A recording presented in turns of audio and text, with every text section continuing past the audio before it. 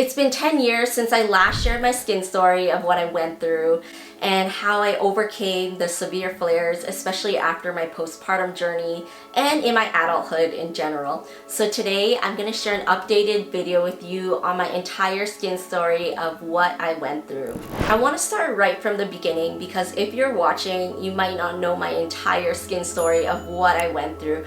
So I'm going to start all the way back from when the eczema actually started. My mom always said that I had eczema growing up as a child and as a baby, but it was always so mild. I lived in North America and I would only get it on my fingers, especially as I was growing up and as I was around 9 or 10 years old. I remember that when I was 11, my parents told me that we were moving to Hong Kong, and I remember my mom saying that my skin was gonna get better because of the humidity and because it was gonna be better for my skin there. When I was 11, we packed up our things and we basically hopped on a plane and moved to Hong Kong on my birthday. And I remember that things were okay then, but when I was 15, I was in my very first relationship. And that's when I met my first love as well. My skin was still stable, it was still doing okay. And then lo and behold, one day my very first boyfriend just broke up with me out of nowhere, and I remember my heart completely shattered into pieces. Now, what does this have to do with my skin, you're probably asking? What happened was that right after he broke up with me, not only did my heart break, but my skin also started to erupt into severe flares all over my body in ways I had never seen before. It almost felt like my body was covered in 95% in flares and rashes. Slowly over time, it started to get really difficult to do everyday things like take a shower because it would sting. It got tough to put on clothes. It also got really tough to even just move my head and turn my neck. And in Hong Kong, the weather is so hot. It can get to around 30 to 40 degrees Celsius. And when the weather gets really hot, it's really tough to wear sweaters in that weather. I remember I would just cover myself, and even though we had to wear uniform and we had to wear dresses and t-shirts, I would wear a sweater and cover myself, or even tights just to cover myself so that I could hide what people were seeing. I remember at that time it felt like I was slowly losing myself, and I remember not only hating who I was, but I used to look in the mirror and tell myself that I hate what I see, I hate you, and I said that to myself again and again. And I would scratch myself until I bled, and it was almost like I was releasing the rejection and the hatred onto myself, and it was being expressed through my skin. Since then, that's when the severe flares continued to erupt every day. I would wake up with dead skin on the bed and dead flakes and blood all over my fingernails and over my shirt, and it was one of the hardest times I went through. Slowly over time, it started to affect every part of my life. I remember when I came home, I would break down and cry because it was so painful to just move, and even living was so painful.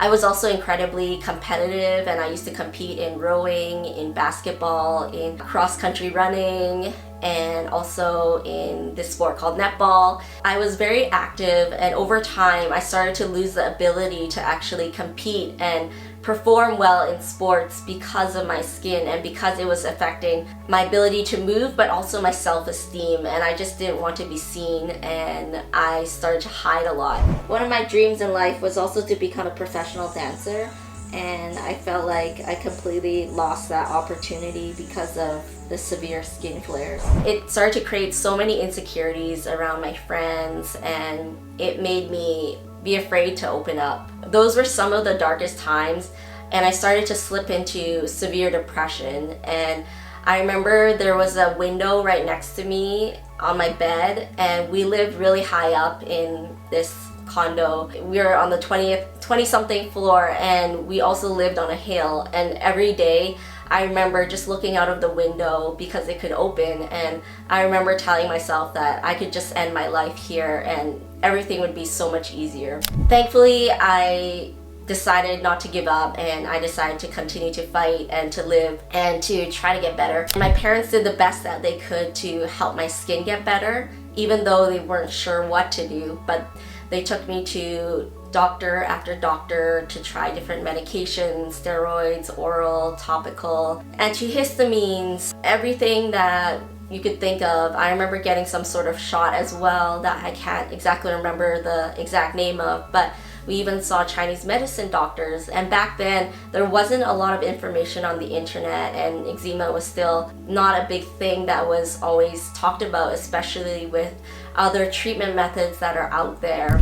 The last 3 years of high school, I was suffering so bad, and I remember just thinking that while everyone was discovering who they were and they were going out with their friends and having fun, every day was a battle just to survive. And I remember telling myself that if I could live another day and if I could just make it through one more day, that I would be so grateful. And I remember telling God that if He ever healed me, that I would share my story with the world. Long story short, I continued to just fight through those last 3 years of high school, and while I never really found anything that helped it get better, but it was time for me to go to university. And that's when I actually left back to North America to go for university.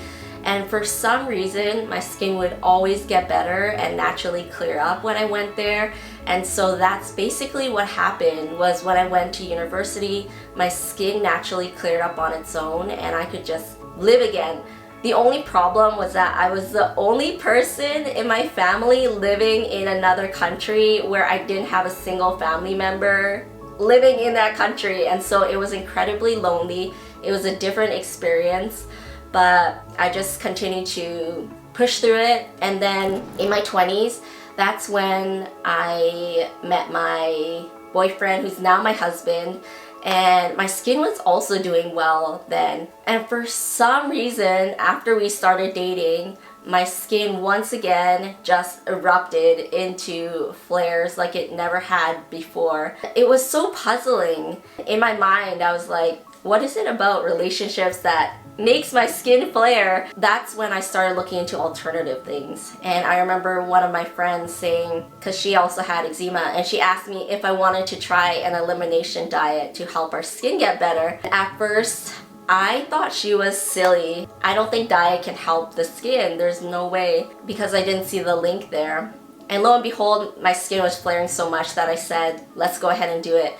So we did it, and then for those 2 months, my skin flared like crazy. I had some of the worst severe flares that I ever had. I honestly felt like I should have been hospitalized. At that time, I was really confused, but I remember talking to a naturopath as well at that time, and my husband, and he just told me to be patient, continue, and wait for the results. And lo and behold, after those 2 months, my skin started clearing up like crazy. It healed so much. It was healing at such a fast speed. I remember my naturopath saying to me that, Abby, I've been working with you for 2 months and I can finally see what your normal face looks like. That really said a lot about how red, and I personally felt like I looked very disfigured because my face was unrecognizable. And so the fact that it cleared up in 2 months really helped it a lot. And that's when I decided to become a holistic nutritionist after that to help my skin get better. But shortly after, I realized that diet alone wasn't the answer. The reason is because even when I had a clean diet, my skin still flared when I gave birth to my 2 kids. And it was the hardest after I gave birth to my first son. After I gave birth to my first son, my diet was clean, yet my skin flared so much. I felt like I was back to some of those worst moments in high school. And after I met my husband for the first time when we were dating, that's when it flared in my 20s, and I couldn't understand why it was flaring so badly. The flares were just unbearable. I ended up having to leave work early for short-term disability. Even when I was 5 months pregnant, that's when the flares started as well. When I was on maternity leave, the flares got so bad that I remember saying to myself that there's no way I can go back to a full-time job. I was covered in rashes from head to toe. I couldn't put anything on my skin, like clothes or anything like that, without it feeling uncomfortable. So putting on clothes was a mission, and I would avoid wearing clothes, and I would always wrap myself with a towel. Turning my head also hurt a lot. Living was painful. My face would be oozing, my back would be painful. So if I slept on my back, it hurt. If I slept on my face, it hurt. Everything hurt. Even taking a shower hurt. And the theme of my life at that time was just pain. Just everything was unbearable, and I had to moisturize like every few minutes, and I would constantly break down and slip into severe depression. And I told myself that there must be more than this. There must be something that can help. And that's when I started to slowly discover and learn so much more about how it's more than diet, but it's so many things. As I went through those years, I started to work on things like not only my gut health, but fungal overgrowth, bacterial overgrowth, thyroid issues, adrenal issues, helping with my stress, helping to balance out any nutrient deficiencies that I had, especially with iron and vitamin D, and just helping with every part of my body, not only with the physical healing side, but also learning to heal the emotional side of things too. After my son was born, it took me 4 or 5 years just to get 80 to 90% better. And I know that that time frame sounds so long, and I'm sure it's longer than so many people I've seen and even many clients we work with, but my body was so reactive that sometimes I would react to even just like one drop or one supplement. I used to think that there was something wrong with me, but at that time it also allowed a silver lining where I was able to face a lot of those traumas that I went through in the past too, and start to learn self-love, self-acceptance, and actually do therapies like EMDR therapy and different types of therapy to address the past chaos that I went through as a child and even in my adulthood and past traumas. And it really healed a lot of the flashbacks that I used to get, and it put my body into a calmer state. I started getting back into dancing, especially as my skin started to heal.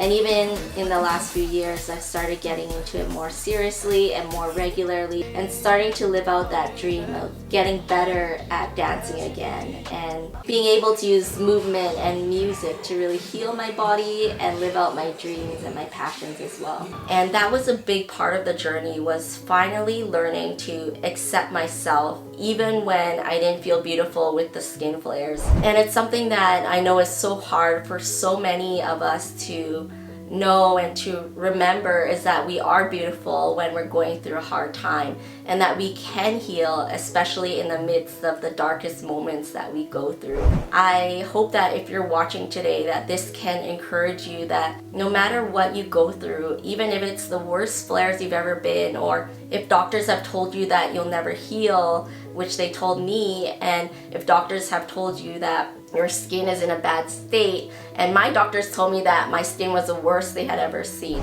So I want to remind you that if you're in that place right now, that you can heal and that you can get better. And it's a combination of working on different things. But for us, we take a 360-degree holistic approach, and we look at everything in your body, not just what's happening internally, but we want to help you with not just what doctors look at physically, but we want to look at all the root causes that I previously shared. And there can be over 15 root causes. So if you're curious, you can always head to my website. I created a guide called the 15 root causes that are often overlooked that can be causing your flares. So you can head to eczemaconquers.com or click the link in the description for that.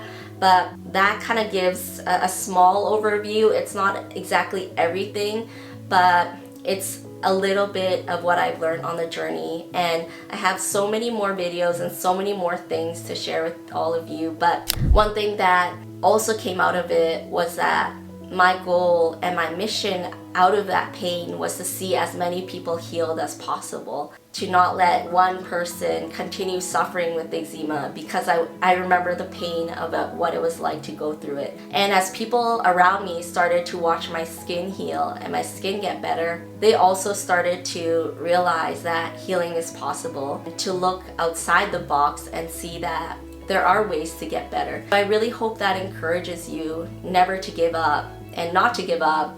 And for me, it was a work in progress for having eczema flares for over 30 years on and off in my life. You can get better too. And so I want to remind you of that. If you ever need support, you're also welcome to book a complimentary breakthrough call in the link in my bio or at eczemaconquers.com. And we'd love to support you and share what we do as well to help you. Our mission, and my mission especially, is to give back to anyone in need, especially if you're having a hard time. So I hope that that call can give you hope. Also, share a little bit about what we do to see if it can help you on your journey. Thank you for watching, and I hope you have a great day.